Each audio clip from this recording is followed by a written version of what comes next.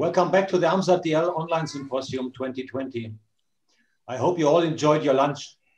The first presentation after the lunch break is from Charly, Delta Kilo 3 Zulu Lima. He will share with us his experience from a DX-pedition to Southern Africa, namely through Namibia, South Africa, and Botswana. Before, please let me introduce Charly. Charly told me he was infected and encouraged for ham radio by two old-timers early on, namely his uncle Werner, Delta Lima 1 Alpha Papa, and his aunt Margarete, Delta Lima 1 Charlie Mike. Charly passed his license exam in 1969 at the age of 17 and received the call sign Delta Kilo 3 Zulu Lima. During his studies in Marburg from 1972 on, he had frequent contact to Dr. Karl Mainzer, Delta Juliet 4 Zulu Charlie, his team, and also to the satellites of AMSAT-DL, which were developed those days in Marburg.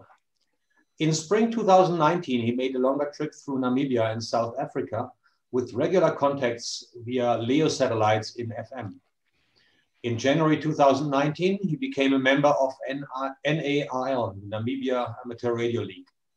In May 2019, he made his first QSOs via QO-100 at Delta Juliet 4 Zulu Charlie station, and he was infected again. Since June 2019, he is QRV via Oscar 100 with his own station.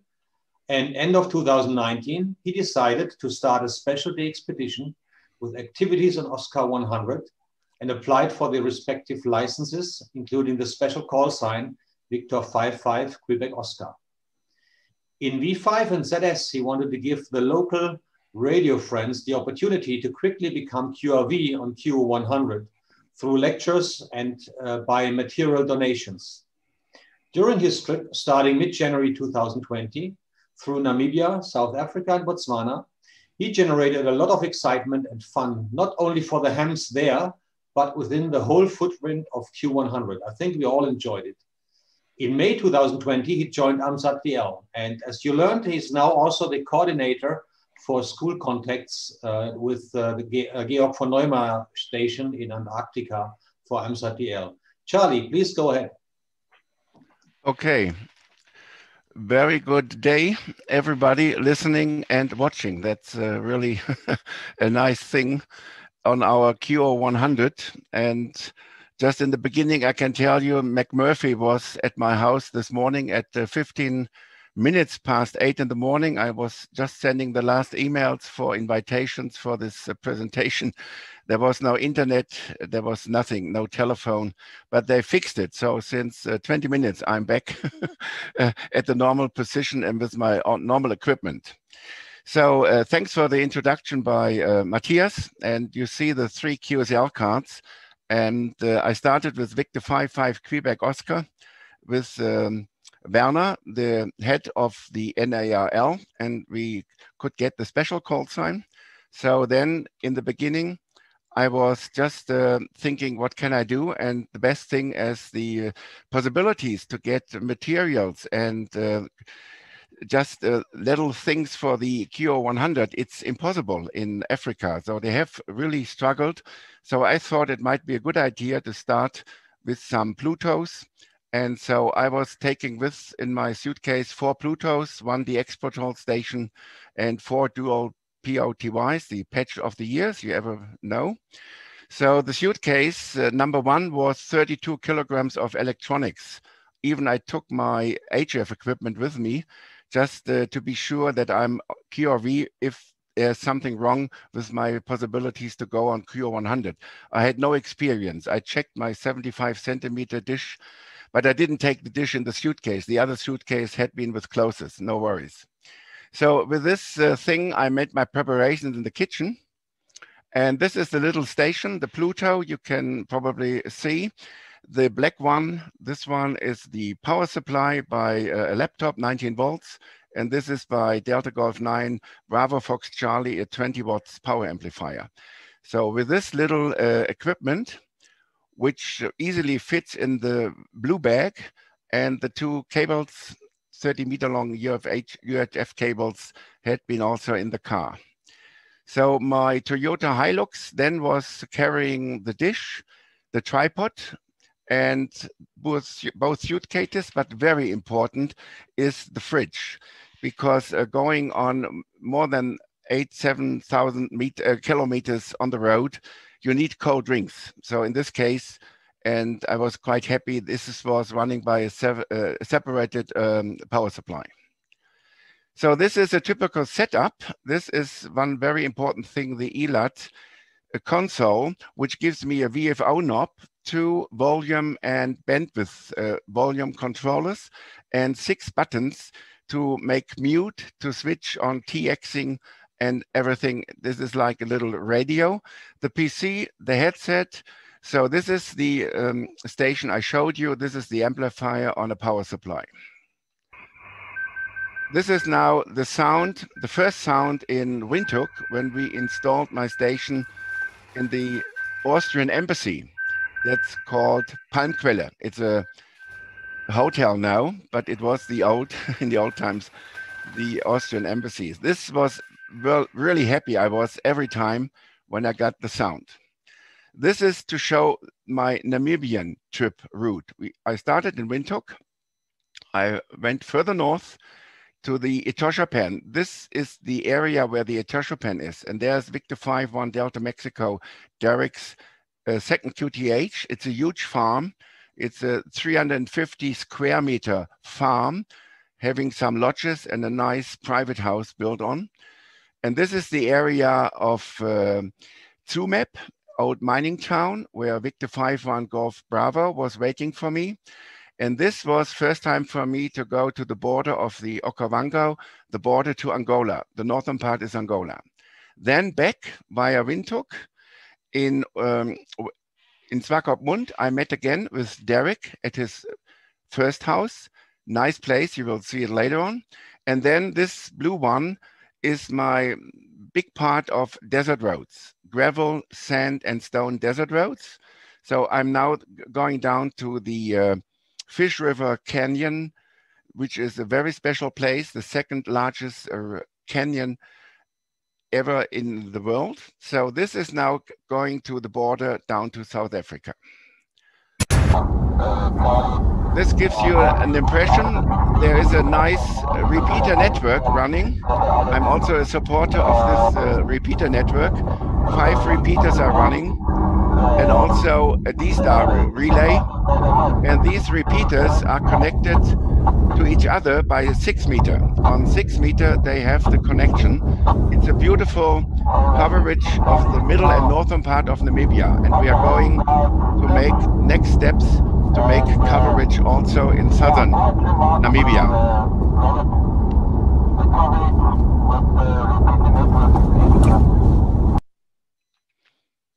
This was, I was talking just at the Etosha Pen via the repeater on 70 centimeter to Derek waiting for me. And also I was talking to Robert down in Windhoek. They have beautiful coverages as the land is not flat. They have hills, but they got the permission to build up some nice spots with repeater stations. And we are now planning to make more repeaters in the south of the country. This is Derek, Victor 5-1 Delta Mexico with his beast, ready for our game drives. So this is a very paradise place. You see my antenna, you're sitting me there. And if you look to this area, this is a shelter. And the entrance to that shelter is behind this mattress. And you go down 1.5 meters below, and then you can watch a beautiful waterhole. This waterhole has also an HD camera since last year, which is terrific. If people are interested, I can give, if they make a call to my email address, my call sign DARCDE. This is unbelievable what you see day and night time. It's 24 hours. And this is down in the shelter. You are 5 meters from the edge of this waterhole. You could really see into the nose hole and you could try to touch, but please don't do this. So this is one of the rhinos, and the name Ongava, this is the place called Ongava. That's the native word for rhino. And this huge farm is doing also research. I will show you later on the research lodge. This is a white rhinoceros. In Germany, Breitmaul, broad mouth. You see typical, this really broad mouth, and it's called the white one. And the black rhinos, they have very small lips, and they are picking up trees, leaves from the trees and the branches. So they have a other digestion, other diet. And this is one of the typical huge black rhinos on the road. Yeah, and the lion sleeps not only tonight, he is active in the morning hours, the sunrise. This tiny little paw with claws can do this kind of damage, but this is a lucky survivor. This zebra, probably by pushing with his lower leg, his back leg, the back leg can kill a lion. So the lion know they are in danger when they try to grab on the back, but this zebra, it survived. This is another situation, so I think everybody should see what animal skull it is. And about the giraffes, there's something special. There is a tendon to hold up without stress and muscle pain. There is a 6-meter tendon going over the whole back to the bottom. And this is 6 meters long in the average of an adult giraffe. And this is very important to hold your head up. So this is Anderson's at Ongava. It's a research center. Up to 15, 20 worldwide scientists are searching on rhino and on other game. So the other animals are also very important. There's one of the only DNA laboratory in Southern Africa is installed in this lodge. The lodge also is asking for tourists to come to spend. Half of the lodge is for tourists, a little luxury tourist area, but the main thing is the research. And this is the heraldic animal of Namibia, the oryx. And this is quite interesting. The body temperature, if you are in the Etosha pan, in the sun, you get heats more than 60 degrees, but in the average, it's 45 in the shadow. But the brain, it's unbelievable, is 37.5. This is by nasal panting. Panting means the German word is hecheln, like a dog. If a dog is under stress with heat, he puts out the tongue and he's making this. And with this, it's crazy. The blood will be cooled to supply the brain. So this is one of the research results they made. This is my old-fashioned kind of heat regulation. And I preferred this one with my Ranger Stanley. Another story, I had a Hilux Toyota first time, this big one. It's a nice SUV, 4-wheel drive. And for my equipment, you have seen the fridge and all the other stuff and the suitcases, you have a canopy. And this canopy has this little entrance and there's a flap. And all people told me when you go on gravel and sandy and dusty roads, you must open because you must put into air in the whole compartment, because if it's closed, this kind of compartment is sucking the dust from behind the car totally inside the canopy. And you see, this is a typical normal road. 80% of Namibian roads are not paved. This is that kind of a typical pothole, waterbed.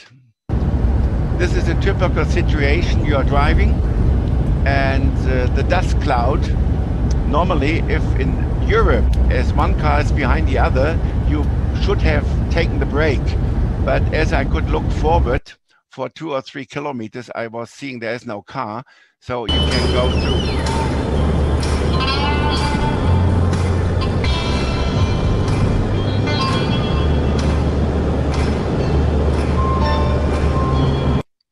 This is the problem. Your own dust cloud is just behind you, and this sucking into the canopy is really that crazy. And I made a mistake. On the first trip, I didn't remember to open this little flap.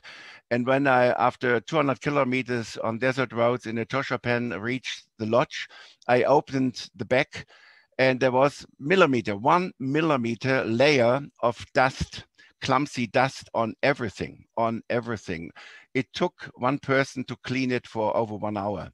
And this is a typical back side of the car after you drive on the dusty roads. This is now on the desert roads from Swakopmund down to Fish River Canyon. This is a typical rental car, and the tents are on top of it. Yes, this is a very special moment, as I think Matthias told in my introduction. When I met Felix the first time, and really we had talked a little bit on the radio, but I met him first time in Kassel in April 19, and I was just dreaming to go on the QO-100, and I was thinking, what are the chances of QO-100? What is the good thing that we have such a satellite? And the first in my mind was as a backfall for emergency dropout of something special. And so in the other side, I thought maybe some nice contacts. So I was thinking, why not building up a station? I was thinking it parallel to AMSAT, and I was so happy that AMSAT was taking over as a big silverback for the whole procedure. So then this is the antenna which Felix was able to find. He brought it to Bochum, and with my local radio club, we had a bus tour in September. We visited Thilo and the whole gang in Bochum in the observatory. And okay, sorry. And so in this case, I could see this antenna, which will then, there it is. I was happy to see it after weeks over the Atlantic in the ship. It arrived in Antarctica. So this is a nice view. Felix shared the photograph with me. And so I feel very connected to Antarctica. This is also special as people using the SDR console with Simon Brown. He is a nice guy, but CW, and I'm also I like to make CW, as Felix was or is one of the high speeders. So his first intention to be QRV from Antarctica was on CW. I think Florian was one or the second of the QSOs.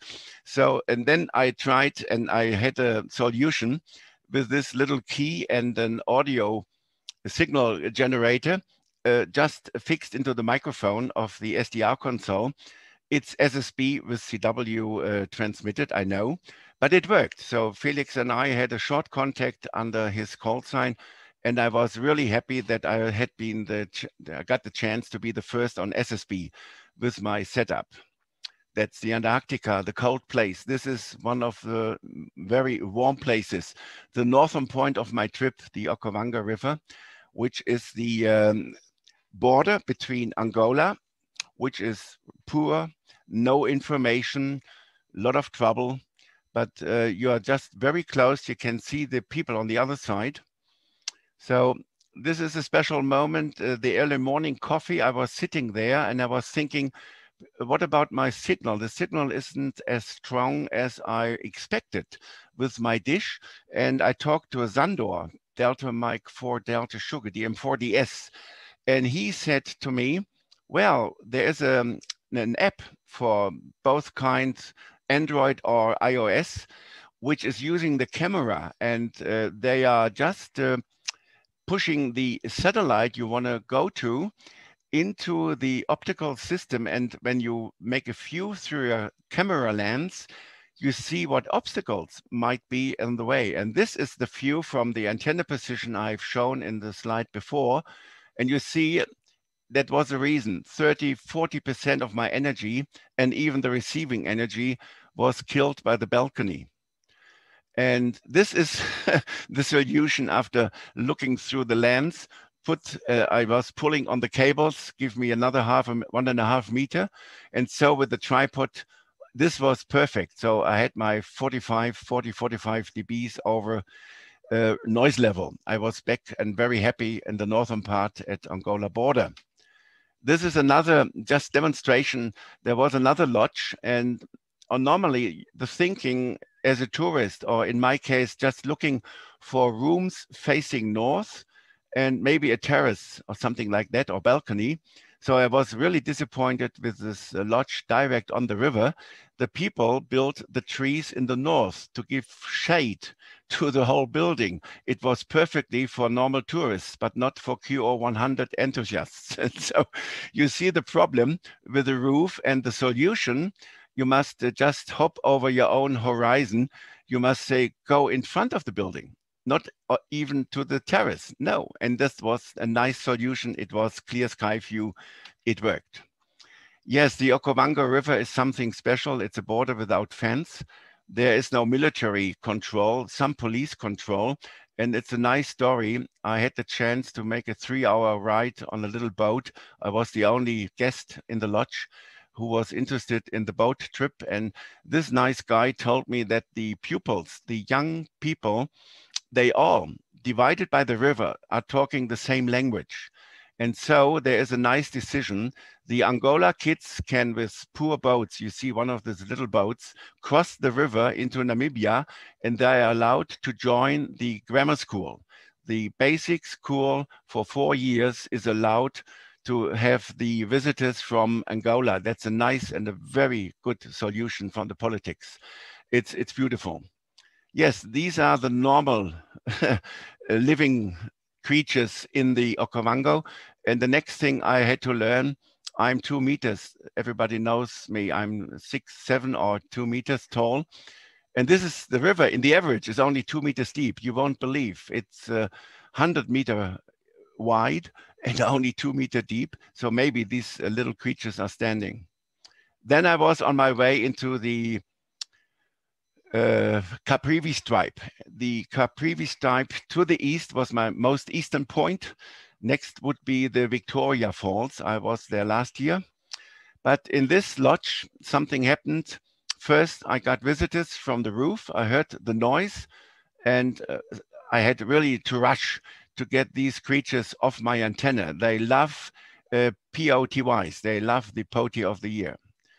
Yes, this was the problem. I didn't make too much noise about my medical problem. As I'm a medical doctor, I had my little pharmacy with me, and I got in deep trouble with close to 40 Celsius, and it's a high-risk malaria area. I was taking the prevention for sure, but this fever was very tough, and I decided to stay 1 day without any action in the lodge. And then my friends in Windhoek, Robert and Werner, and there's another, Eduan, Victor 5-1 Delta Romeo. He's a medical doctor. So they just prepared an aircraft rescue out of the Caprivi stripe, but I told them, no, wait, give me an address of a doctor, of a hospital. I went 450 kilometers with fever lowering tablets. It was tough. I made it. And then I was in that hospital, and we found out it's not malaria. I got a blood check. The red blood cells and all the white blood cells had been fine. So I took my antibiotics, and I had to go to the laboratory. So you see, the hospital was the gray building to the right. And they told me, we must make the blood samples in the laboratory. Please walk to the place. I said, okay, I will walk. And it was very crazy feeling to walk along a funeral service shop. So you can just think about what might be if there's a bad result, what you may choose for a cargo. So this is crazy. Yes, I made it. I visited another doctor in Windhoek, a colleague, very nice person, not a ham, but I met Eduan, the person who is also flying with the aircraft, and there are also paramedics flying quite easily up into the northern part of Namibia. And then I came to Swakopmund, a town where I've been several times, and this is typical.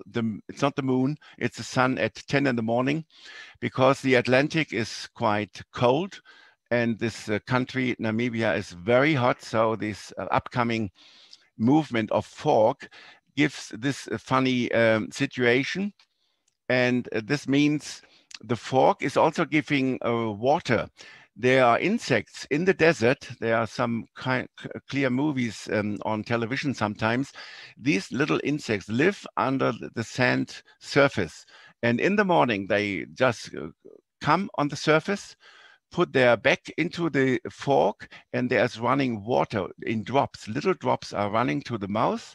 They drink maybe 3-4 drops of water, and they disappeared another 24 hours down in the sand. That's nature. It's fantastic.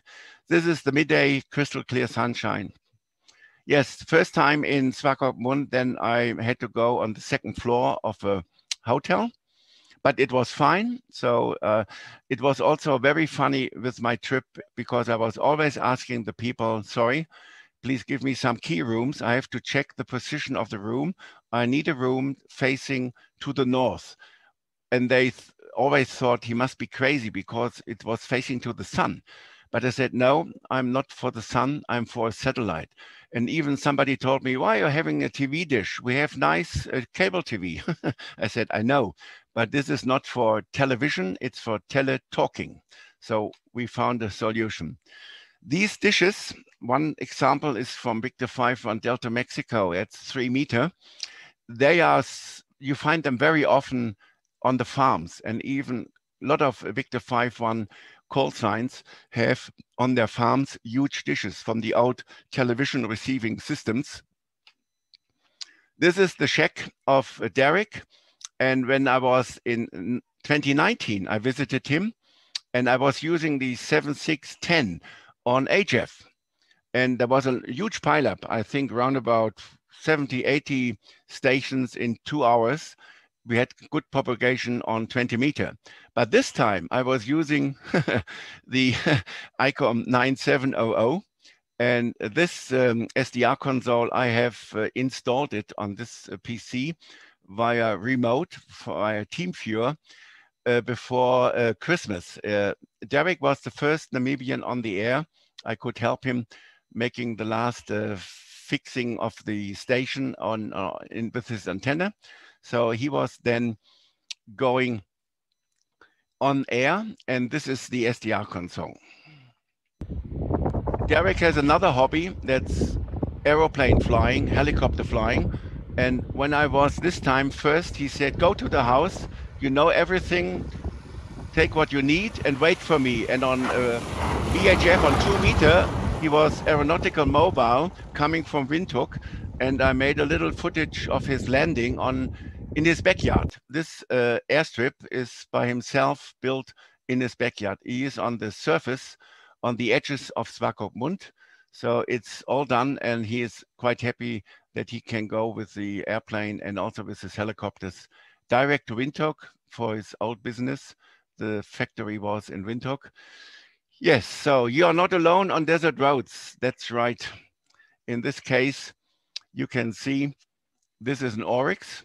And the problem is you can drive normally on these kind of roads. They tell you not to exceed 80. It's funny because with 45, you're just in danger to get some trouble with the car because of these potholes. And even you can't drive at night. It's really crazy. But even out of nothing, there are a group of animals coming. So like this Oryx came from the left, unexpected, because you look forward, you look to the right, you look to the left, but these animals are really fast. The roads are so important for the country, and I told you only 80% is sand, gravel, and something like that. It's crazy. A grader, this picture shows, pay attention, there is a grader at work. A grader is it's called also Straßenhobel. Some people have it in the winter times for cleaning the roads of ice and snow. But here, they are making the preparation of the road. You see, this is a grader in action. And he is making, in some months, he comes and returns and makes the road ready. And I talked to this guy. I found it very impressive. And in this steel car, in this steel lorry, the temperature at daytime is 70 degrees, 70. You can't stay in this un-air-conditioned thing. His machine is in the back. They are preparing dinner. And I talked 50 minutes with them, and I thanked them for their job, because without that jaw, because so many big stones are sometimes on the road, I think the death toll will be higher. So Namibia is doing well to clean the roads with the greater people. Yes, this is a very special place. People who have been in Namibia know it, and even from the photographs, everybody knows. Dune 45. It's the number 45 counted from the Atlantic Ocean. It's not the height. They are higher than 200 meters, the dunes. They have a speed of moving up to 7 meters a year. So these huge dunes are moving, and you must be careful if you're building a house close to that. So this gorgeous landscape is very hostile to life of the temperatures. And in this case, I was driving and my navigation system, the Garmin, suddenly was talking to me. But I was really surprised. What does it mean? It's talking. I didn't listen. I listened to my music. I just saw it was talking. But there was a warning, and the misinterpretation of this sign put me in a little bit trouble. And I got stuck because I tried to enter a very special part, Susufle, which you only can reach by 6 kilometers of sand, deep sand road. And another problem was that I wasn't on four-wheel drive. The reason, this car I was taking with me, I told the rental car company I need it for 2 months and approximately 9,000 kilometers. And they asked me if you can do us a favor, there is a service date. You must please, around about 60,000 kilometers, I was at 57,000. If it's possible, you can go to Capetown and they will do it for free. You just give the car weight and they make the service, the 60,000 service. I said, I will do that. And now I was in Windhoek because I got the trouble with my medical thing. And so I decided, staying 2 nights in Windhoek, I can give the car to the car company, and they have done it, but they switched off. This car, you can switch off and on the four-wheel drive. I'm at home with my Jeep. I'm always on four-wheel drive. I didn't recognize that it was not on four-wheel drive. And that was the first mistake. I just drove into this nice sand area, and in 2 minutes I stuck. And you can see the back wheels are just grabbing themselves slowly in, and the front wheel, there's nothing. So I saw, what's that? What about my four-wheel drive? And that was the switches. The switches had been by the maintenance service job. They checked all and they didn't put it back to four-wheel drive. So this was a nice experience. But I jumped out of the car to check it, and I made another mistake. I've read in the books that the sand can become very hot. You see the outside temperature is 43.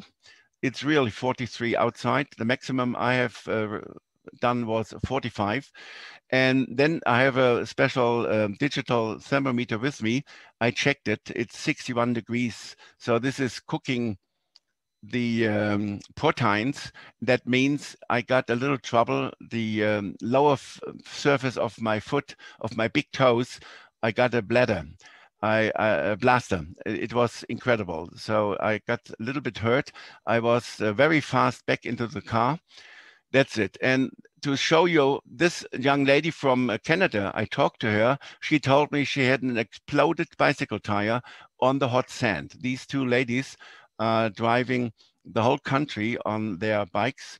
And she said, I was so frightened. It was unexpected, and in a sudden it was a bang and the whole thing was gone.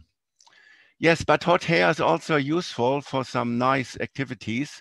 This call sign, Victor 5, Hotel United Papa, with this call sign was going up into the air. And I asked the pilot, I had my TH-74D, my 2-band FM thing with me.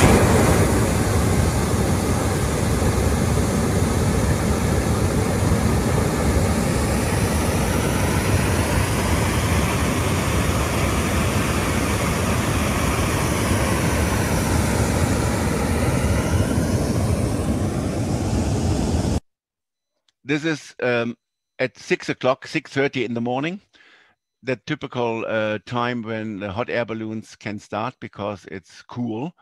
they can't fly at midday because you will have trouble. If the sun is heating up the balloon, you have a problem to come down. There's not as much sand on the casket to drop it down to come again down. So in this case, we started. And I told the pilot, I'm Victor 55, Quebec Oscar. He was a little bit surprising looking. I showed him the QSL card and he understand. And I was not disturbing his VHF communication to the cars. These are the 3 vehicles joining the balloon while going over the desert. It's from 500 meters above. And this is a river. It's a huge river, but it's very dry, and that's typical, the dry river problem in Namibia. And these problems with the dry rivers is, for example, that there are more people dying by getting wept and drunk, drowned. They are drowned in rivers because they think if they reach at the evening a riverbed, which is maybe 1 or 2 meters below the surface, for safety reasons, they make the camping and the tent down on the bottom of this dry river. But we have experienced in '94 what can happen, and this is happening still, and people get killed. With our guide at that time, he told the boys, no boys, we are not going into the river, we on the edge. And you will see tonight what happens. There was a huge thunderstorm, maybe 50 kilometers in the distance. We saw that thunderstorm. And at nighttime, at 2 in the morning, my wife told me, please, there's some shower running. And we went out the tent, and this 3 meter, the normal depth of the riverbed was 3 meter. It was filled with 2 meter of rubbish, water, and we wouldn't have survived.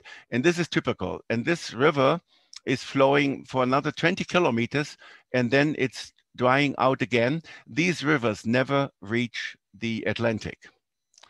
And on the navigation system, you can see blue rivers. It's fantastic. And you think, oh, nice.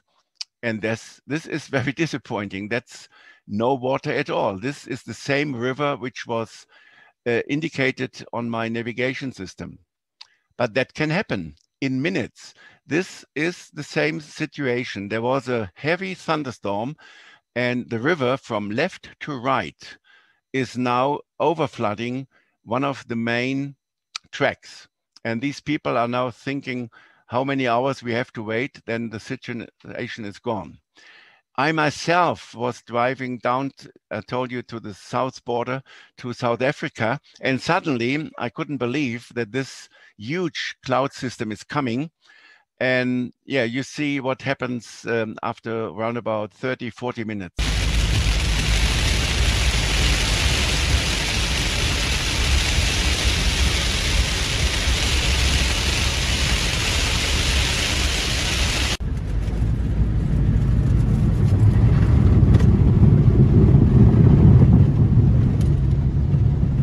I was with the axle down in the water, and from the vendor, on the side, the water is just spraying all around, and you must make your decision where is not a deep pothole under the water surface. That is always the problem driving under these circumstances. So now I'm stopping because you must make another decision where to go, which is the best way. After 1 hour, or maybe 2 hours, it looks like this, and you can see if the water was ½ a meter higher, this very deep pothole, which probably will that the car will drop in more than to the axle, maybe to the doors. So there's another traffic coming ahead. That's nice. So you're not alone, but maybe only after 1 hour the next car is coming. So question to everybody, which is the safest way to drive through? And you see these thing, people made several decisions. They are not going straight ahead. It depends. I made it. So this steel water pipeline is very important. Water is causing problems, but water is so important. And you know, the same is at the moment in Germany. where the farmers are crying for more water. And this water pipeline is guaranteeing in the desert areas the saving of lives and the animals and all the areas. Another thing, if electricity is not at every place and it might have a dropout, like my internet this morning was a dropout, but gas is the solution. I know it from Asia.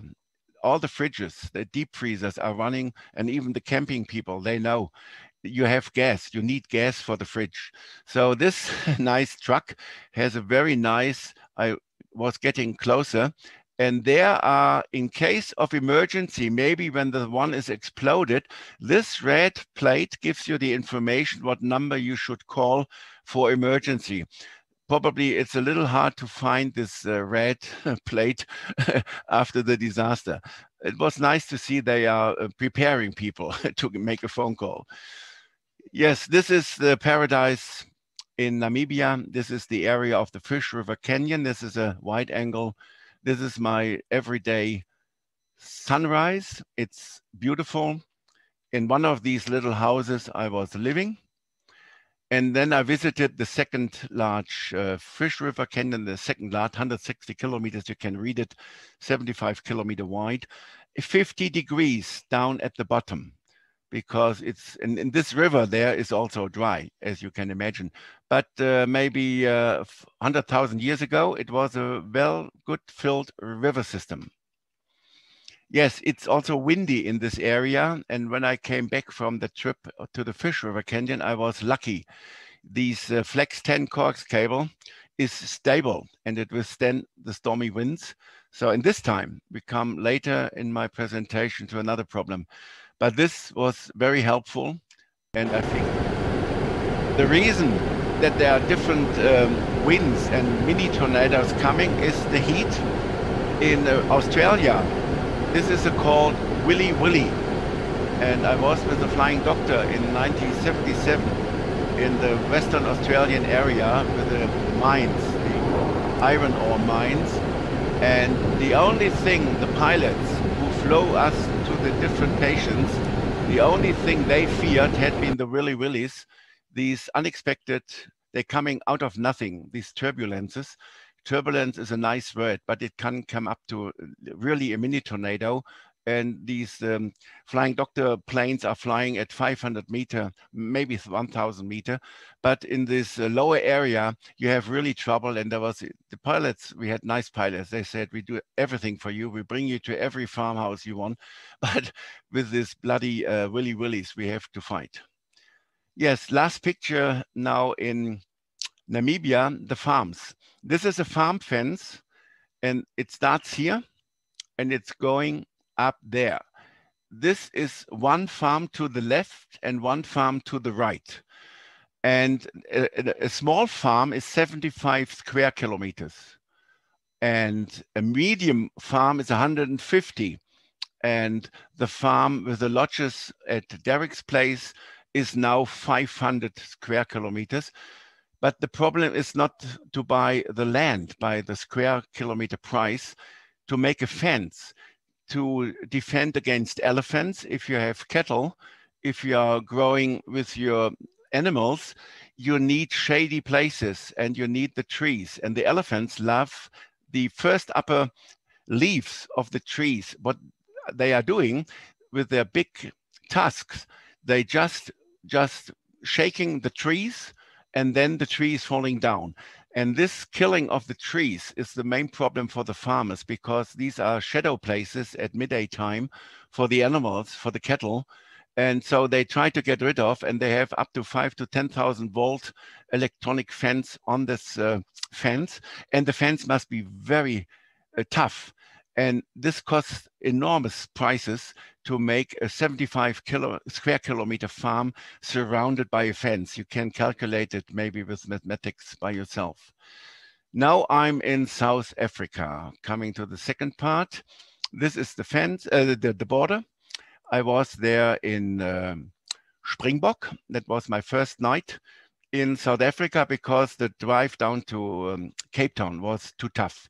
But then the next step was Capetown. in this area is called the Little Karoo. You will see when I was Jonathan on our expedition in the Karoo. Bloemfontein is a nice position. I had to spend one night there because the trip to Gary, ZS1ARB, he lives in Vereeniging, this word. There's ZS1ARB, and it was 1,300 kilometers. It makes no sense. Even on tar road, makes no sense. Yes, that was a nice reunion. I met Jonathan last year in January, and we had a beautiful experience. We then decided to meet us on Table Mountain, and we will do some LEO operation and some HF operation. I had my KX3 last year with me in a rucksack, in the backpack. Lynnae is his wife. And then this expedition, he has good connections to the Radio ZS authors. So this is me on Table Mountain last year. And please keep in mind this kind of antenna mast. You will see it later on. This is Jonathan's mast. I'm with my KX3 sitting, and on Table Mountain, I made something special. I talked to Derek in Swakopmund, which is 600 kilometers, I think, or something. I talked on 40 meters on HF, and it was special, 70 degrees flight over myself, AMSAT Oscar 9-1.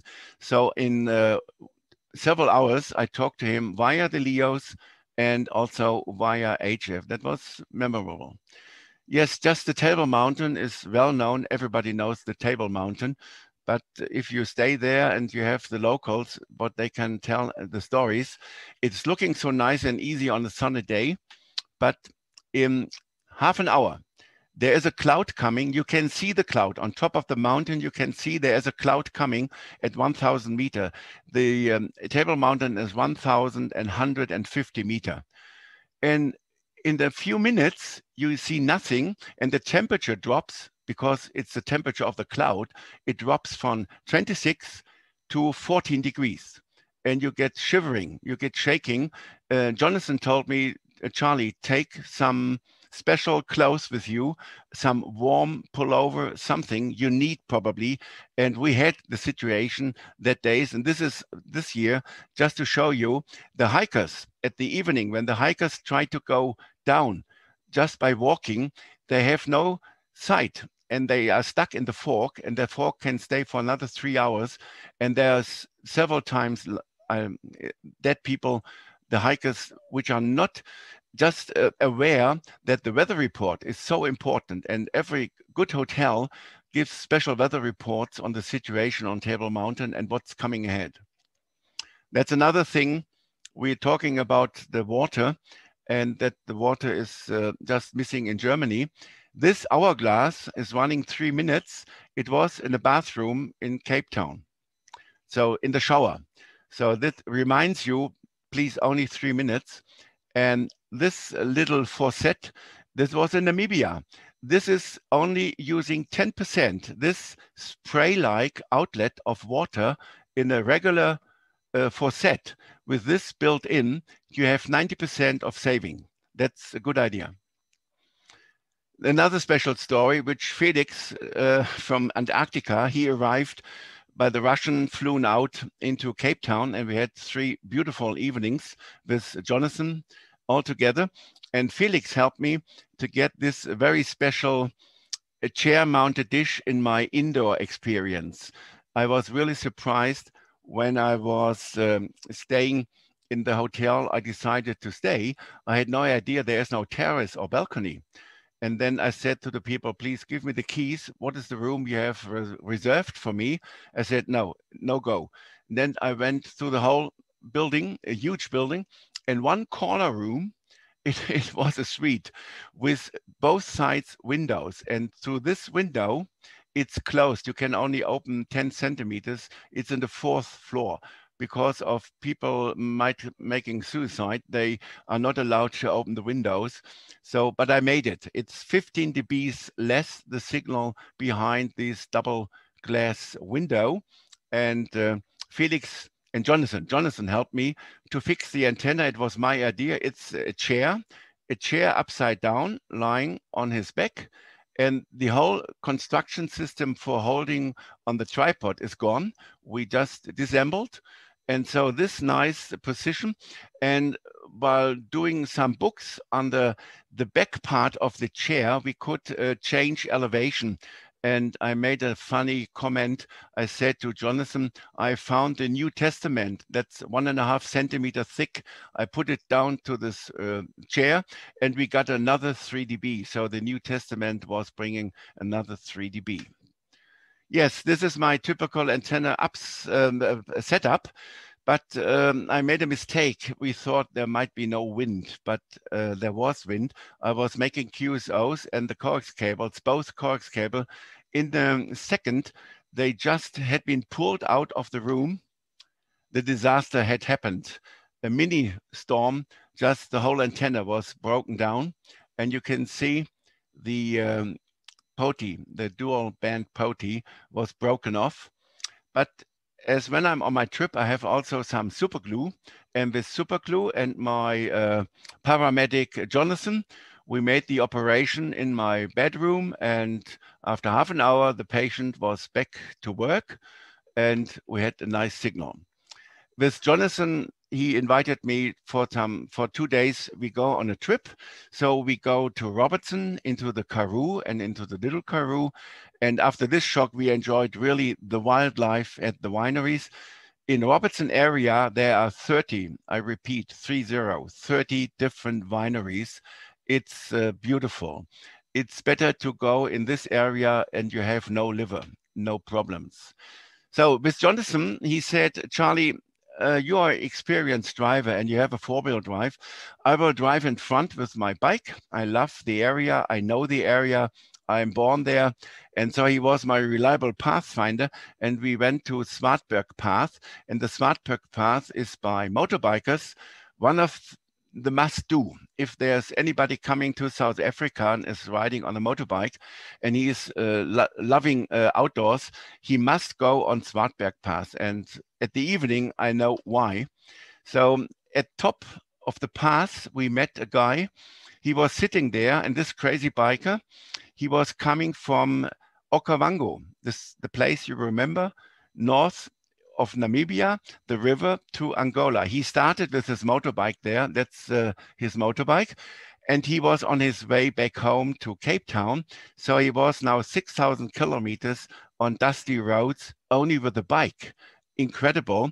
And I've never seen before that a biker is having his spare tire on his back seat. This was, I said, Jonathan, I can't believe what I see. He said, no, that's typical, these crazy boys. And he said he had to change 2 times. This person told me because of the stony roads, he had to change 2 times the back tire of his motorbike.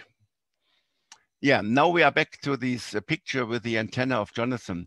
This tiny stick is the telescopic antenna you have seen on the picture by Jonathan for a 40-meter and 20-meter dipole. So and this is a typical Jonathan standard.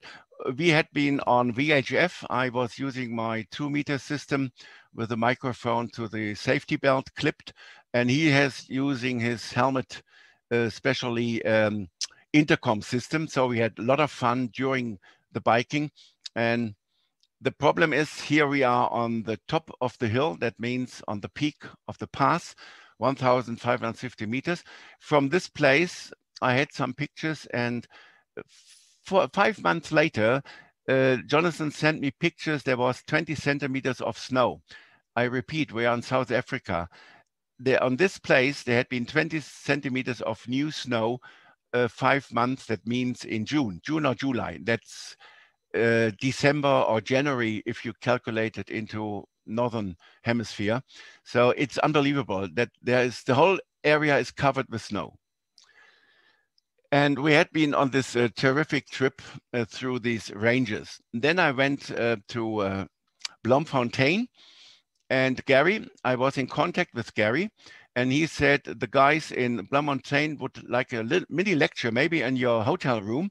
I will ask one of my ex-students to go to the hotel to book a room for you that we can build up the antenna.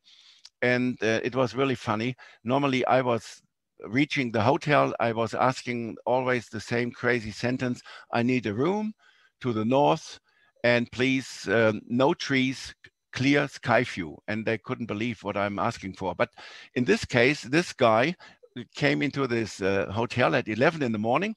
We have a special guest and he needs a room, and the same story. And they couldn't believe that there is a guy coming for another person looking for that kind of room. And when I was coming at 6:15 in the evening, and they said, "Are you the person we are waiting for since 4 hours?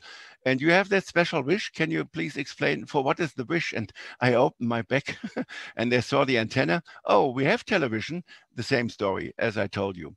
But this nice decoration on the balcony. And this is the whole group, the gang, 5 ZS4s. And this is nice. I saw first time live ZS4 Bravo Sugar. That's the secretary of the SARL. That's Dennis. We had been in contact via the LEOs last year when I was very active on FM AO91 and 92. And he is a nice guy in the AMSAT South African team also. And so he was also living in Bloemfontein. And the other 4 people, they are interested. And one is now also on the bird. So we had a lot of fun. Yes, now I'm coming to Gary. And I met Gary first time in November last year. And I found his nice voice and his nice pronounced English very interesting. So I made the first QSO with him. And yes, it worked because we found ourselves quite interesting, and we had some more QSOs, I think 11. And he knew then about the special call sign and my activity to bring people on the QO-100 to bring into the country some equipment, sponsoring and giving that as a donation. He is in the same way. So it's not a very little house he has, and he's also supporting lots of ZS6 and all the other ZS6s to get on the QO-100. So in his house, you see this is the dish he is using, 2.4 meter. And then he is doing 300 milliwatts. With 300 milliwatts on the narrow band, he is doing the beautiful signal. And he is also very special by his audio, and he's using a 9700. This is usually has a good modulation, but he is using some special equalizers I've never seen before. So this is from America, some high sophisticated equalizers. And so he is mixing up his microphone signal and then puts it into the jack of the 9700. And people who know ZS6YI, you always can just close your eyes, listen to the voice, and after a word, you know that's scary. Yes, that's his operation center, and this is the microphone. It's not a cheap microphone, but it's not the microphone itself. I haven't made it on the photograph. It's this special equalizer, unbelievable. That's Gary on the right side, and he said when we made the preparation for the trip, "Charlie, I have so many people interested around Joburg. Can't you make a lecture?" And he was doing also lectures as his job in this Vaal University of Technology. Vaal is a special area south of Joburg. And he invited me that we can make some special lectures. So I said, why not? And so he is making and helping the preparations. And it was a very, very good lecture because I think 5 or 6 people are now on the bird. Even a young lady in the background, very shy. There's a young lady. I was really surprised. These people came for up to 80 to 100 kilometers to come to this pronounced lecture by Gary, as Gary is quite an important man and everybody knows him in the area. And we had a lot of fun that day.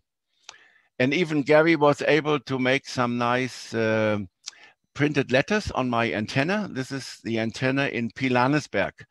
Pilanesberg National Park. I'm coming to the end of the South African trip. So this is now Pilanesberg. I was there last year. And you see unbelievable encounters. These V-shaped giraffes. It's not a zoo. These elephants are just coming with the trunk, checking the air pressure of your tire. They are standing so close to me. unbelievable. You should be able to touch them, but please do not. One of the big fives, just to tell you, is the buffalo. The big five means not in size, but as dangerous animals in the old times. So the buffalo was very dangerous for the people, the lion, the elephant, the rhino, and the leopard. And we found it's unbelievable. This is round about 3 meters from our car. We're standing just on a path, and we stopped, and my ranger, he was unbelievable good in watching. He said, "Charlie, be quiet. There it is." And we just moved 0.5 meter backwards, and we saw this really relaxed leopard 5 meters from us. Yes, last sunrise in ZS. I see I must come to the end. Yeah, now the corona touched me because I was not on television. I was not watching television. I was doing my QSOs and talking with the people. So television on this trip was less than maybe 5%. And I was wondering on the March 11th, entering Botswana, what is this? I had to make temperature check. I had to sanitize and clean my hands. I had to fill out papers, where you're coming from, telephone number, last station, where you're going to. This was the first time I get in touch with the virus that is existing. I haven't heard about it before. This is in Swakopmund. The second last stay there, I had something, nämlich these hand sanitizer was on the table. Pepper, sugar, salt, and this one. This is the mysterious call Alpha 2 Delta Quebec 319. This is my home for one night, and I was happy to be on the air with that call sign. To get it, it took 3 months. To get ZS95 Quebec Oscar, it was 24 hours with the help of Gary. Gary knows the people who he had to talk to, and they helped him to get the papers ready. I got a PDF, 24 hours. We talked about what a kind of special call can we do for me. And 24 hours, I had the call sign. And this Alpha 2 was 3 months. My last setup, I have built it 20 times on the trip in Botswana. Yes, this was a very special experience. I do some special DXing since I'm on the bands, but this was not FT8. It's a picture of the pileup on QO-100 when I was telling 5 to 20 up. Yes, this was after 7,600 kilometers, 7,600 kilometers, the first flat tire. I was lucky. Always you have 2 tires. You never will go on Namibian roads only with 1 spare tire, because after 100 kilometers of changing a tire, the second may be necessary. Yes, my saying, the sun ain't gonna shine anymore until I'm back to Southern Africa. So hopefully the vaccine is coming. We get this. My activities in the different grids was just honored then by Werner. It's the activator. All the others got it as operators, and I was the activator of these different grids. A nice present. This is just a summary of my trip. In this time, I made 88,100 kilometers with a flat tire after. 17 large fields, 11 Namibia, 5 South Africa, 1 in Botswana, and I set up and dismantled my station 20 times. And my final words, and we will keep this picture now standing there. You can read if you like, and if there are any questions. Thank you for listening and for watching me. I hope it's okay, and I can tell you, we have dreams. Jonathan and Robert and the gang of Namibia, we have dreams. I can mention Botswana must be once again, and Zimbabwe is one of our dreams, but it depends on the vaccination. And Victor 55 Quebec Oscar for sure will be reactivated. So back to the control. Thank you very much, Charlie, for this very inspiring presentation. I think you should get some payments from the travel agencies to Southern Africa, as this presentation surely made me want to go there too. There is one question from the YouTube chat room from Paul, Mike 7 Whiskey Alpha Bravo. The question is, did you have trouble with airborne dust scattering attenuating your signals? No, I can't say no. There was no trouble at all. Okay, okay, good. And somebody mentioned that ZS6YI is now also QRV in DATV, right? And so some people may work him also in the near future. He is waiting. A lot of positive remarks, Charly, on your presentation. I think it was really inspiring. So thank you very much for this. And I think a lot of people will, after the COVID-19 disaster, hopefully will have some chance to go there.